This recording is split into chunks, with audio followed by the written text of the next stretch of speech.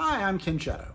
This is a video for the 2020 Star Citizen Cosplay Contest. I'm going to walk you through the pieces of my costume and talk a little bit about how I made them.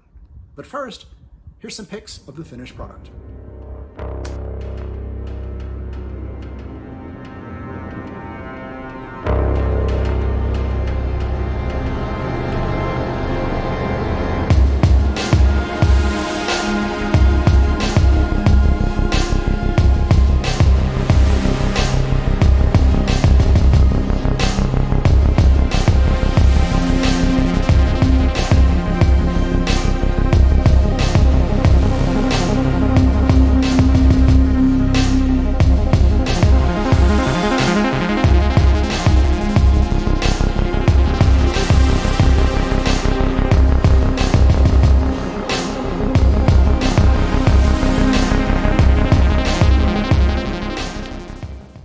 The costume includes a number of 3D prints. I printed them all on a CR10 S5 from Creality. They were all printed with PLA. This printer has quite a big print area. It's like 500 by 500 millimeters. So if you're looking for something to print large costume pieces, I would recommend this. It's a pretty economical way to do it. I used PLA for all the prints because it's non-toxic and relatively cheap. For the weapon, this is a Devastator shotgun from the game. It's all printed on the 3D printer you just saw. Was printed at a 0.3 millimeter layer height, which in order to save time because of the time frame of this contest, and it's a bit of a mistake from my point of view because it took an exceptional amount of time to finish. I'll talk a little bit about my finishing process real quick. For all of the big gaps in the print, and any of the defects or anything like that, I usually use a plastic wood filler. This is not the most durable thing, so if you're going to be taking the print to a con or you're going to be banging any of the prints around, I would not recommend the wood filler for any big gaps. Bondo works better, but Bondo is toxic. So if you're going to be using that, make sure you have plenty of ventilation. After filling in all the gaps, making sure that and gluing all the pieces together, I usually use a filler primer. This is an example one right here. Just a couple of layers of that, sand down until you see the layers again, and then a couple more layers, and keep sanding. This gun, because of the layer height, took a lot of finishing time. I'd also say that if you're getting the game files and trying to print these weapons directly, you're going to end up with some weird defects. You need to go through all of the files with a fine-tooth comb, because there will be really small parts that don't properly attach, and there will be some thin walls and a variety of other issues. So if anybody is familiar with the weapon in game, you'll notice there are some slight differences to the weapon in order to make sure this thing actually came out and pop some things off. So I'm going to be going back and doing some mods to this going forward to make it look a little bit more like the one in the game. The paint job is one from the game. I can't remember which edition this was, but it is missing some small components. This is the Clash armor from the game. This was constructed almost 100% using EVA foam. The only thing on this that is not EVA foam is this little thing right here, which I designed and 3D printed separately. For those not familiar, EVA foam is essentially floor mat foam. You just get these regular floor mats from Lowe's or wherever. I actually bought them and used in bulk from somewhere and cleaned them up. You cut those up. You can heat them up and shape them with a heat gun, and then glue them together with regular old contact cement, and it makes a really sturdy surface for really any costume. If you're not familiar with EVA foam and you want to get into cosplay, I highly recommend Evil Ted's videos. He also sells a variety of guides, and there's a couple other people like Camo Cosplay and yada yada yada. We'll have templates and stuff you can also download to get yourself started. For this particular piece, I had to basically freehand the whole thing because nobody has a template like this for things in the game. I essentially took a military webbing harness, you can see underneath, in order to get sizing for myself, and then cut pieces to go over the webbing so I could glue surfaces down, and then just kind of pieced it back from that. The backside, I've layered a couple of things. This is actually multiple layers and then covered over with a facade. And then I had to basically build this piece out of one bent piece of foam on the back. The spikes are sort of EVA foam, if you can't tell. For the weathering on both the gun and on the surfaces here, I used a paint called Rub and Buff. It's basically like a silverized wax. And you just put it on your finger and rub it on. It's really easy to use.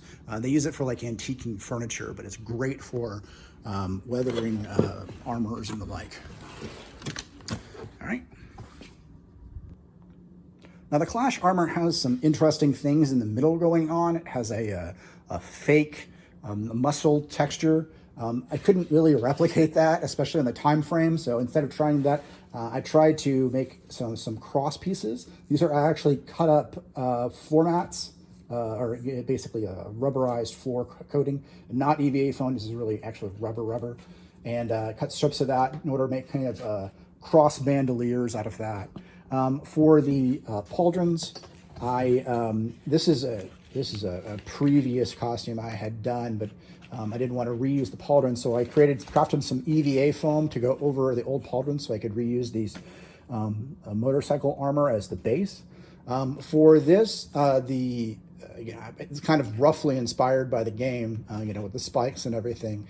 What I did for the underlying weathering is I first painted the whole thing silver, and then I took a liquid latex and painted it in some of these surfaces, and then when I painted over it again, I then rubbed off the liquid latex and it would peel up the top layer of paint. It's a mixed success. It works a lot better on 3D prints, or you can actually see it here on the actual armor itself. I did the same thing here. It works really well. Okay, now on to the helmet. All right, for the real hero piece to this costume, this is the Death Head helmet from the game that usually typically goes with the Clash core. For this, it's primarily 3D printed, but it is mixed media. The 3D printed part of this took a lot of work. I started with the low poly version from the game. I use all free software for basic chop and manipulation of it. I used Microsoft 3D Builder, which is actually, I believe it came with Windows for a while, but you can still download it off their app store. And I basically hollowed out the model, cut it up into components, chopped off anything that is really fine details, which includes the bolts and the lens pieces and things like that, and then modeled those separately. I then took all of the pieces that were needed to be smoothed out and have much more detail on them into Mesh Mixer, with another free piece of software from Adobe. Both of these pieces of software are probably discontinued now, but regardless, you can still download them and use them, and they're great.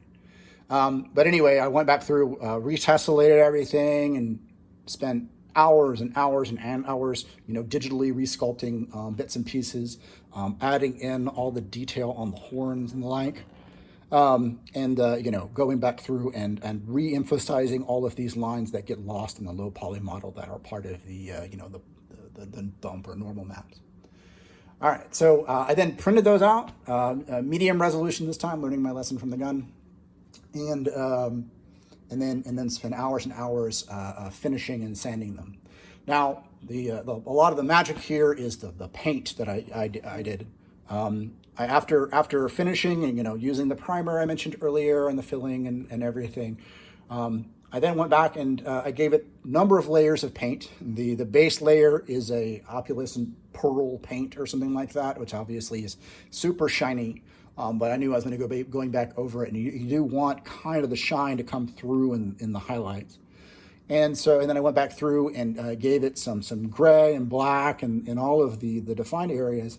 And then for pretty much all of the stuff I do weathering, I gave it I use a Quick Shade from Army Painter. This is a little on the expensive side for this kind of stuff, because that's really made for painting minis. You could probably use you know, wood varnish or something like that, and be a much cheaper option. But regardless, I had it around, and it works really, really well. For the eyes, this is actually Pet G. It's a piece of Pet G, which is just you know, clear plastic that you can buy it in sheets. It's usually used for vacuum forming. You did vacuum forming on a previous costume, and I just cut those out. Basically glued them in there and then hit them with the heat gun, and they bowed out. And so you can see it's a bit of a lens. For this, the top part here, this is actually all aluminum cans. These are the sodas I drank while making this thing, and I cut them up, turned them over, glued them down, used a little bit of sealer with not sealer, sorry, my bad, like Quick Seal, and then covered that with Rub and Buff, and then I blasted the whole thing with a little bit of a shiny silver in order to give it a little more zing. The back is also 3D printed. This is another 3D printed piece. All these nozzles are actually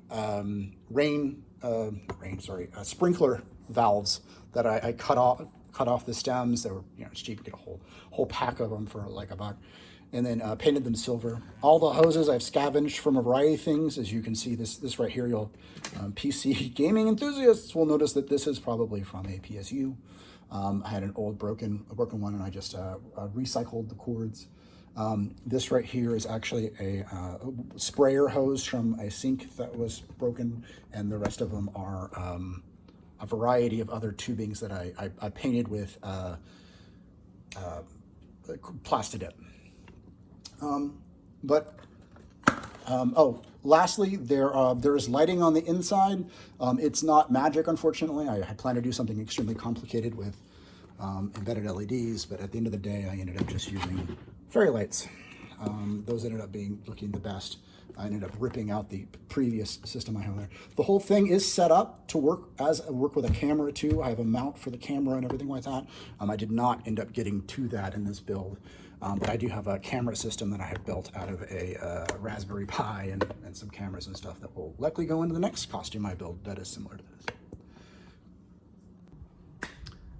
All right, well, that's it for my 2020 Star Citizen cosplay video. I hope you liked that, and I hope it was informative for you. I have a number of build posts on the community hub, so if you are into EVA foam and want to know how to make an EVA foam helmet, check out those posts. I've actually posted the links to some patterns for those helmets there in the community hub post as well. See you in the verse.